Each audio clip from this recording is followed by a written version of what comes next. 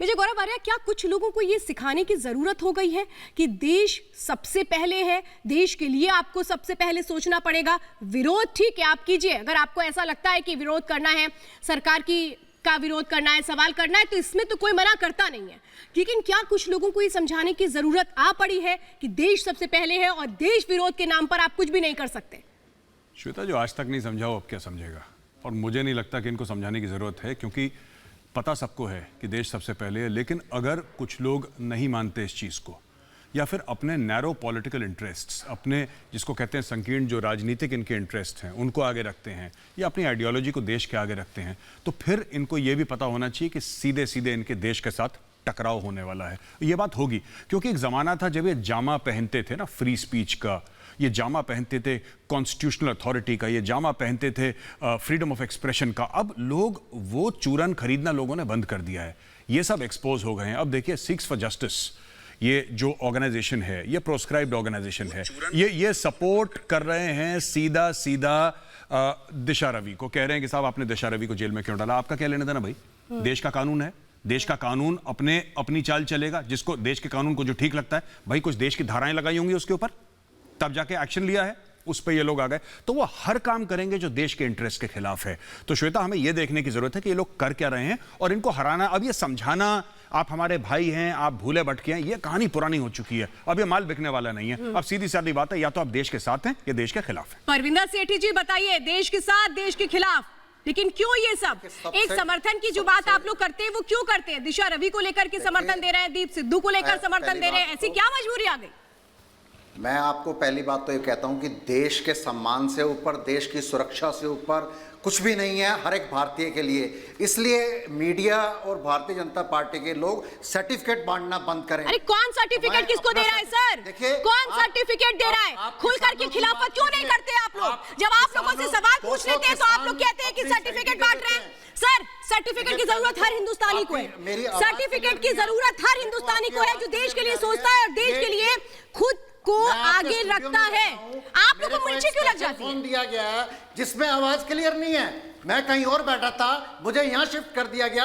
मैं पहले भी आया था चैनल में, मैंने इसलिए आना बंद कर दिया था। हाँ। क्योंकि यहाँ पे ये साजिश है कि मुझे किसी और कमरे में बैठाया था। उन्होंने कहा नहीं, आप क्या सर, क्या बातें कर रहे हैं? आपके लिए खराब फोन है, आप सुन नहीं पाएंगे, आप बोल नहीं पाएंगे।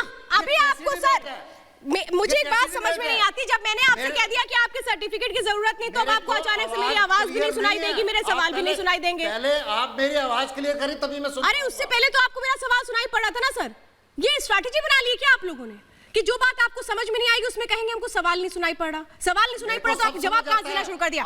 चलिए, मैं आप जो बात कर रहे हैं मैं जरा इसको क्लियर करवा देती हूं। मुझे आप जो है वन साइडेड गेम मत खेलिए। वन साइडेड गेम तो आप लोग खेल रहे हैं सर। जब एक्सपोज होते हैं तो ऐसे ही होते हैं। जब आप एक्सपोज होते हैं तो ऐसे ही होते हैं। मैं सरदार आरपी सिंह जी आपसे जरा पूछना चाहती हूँ सर, हमेशा ये रोना हो जाता है इन लोगों का कि आवाज नहीं आ रही। अरे आवाज नहीं आती तो फिर सवाल कैसे सुन लेते हैं?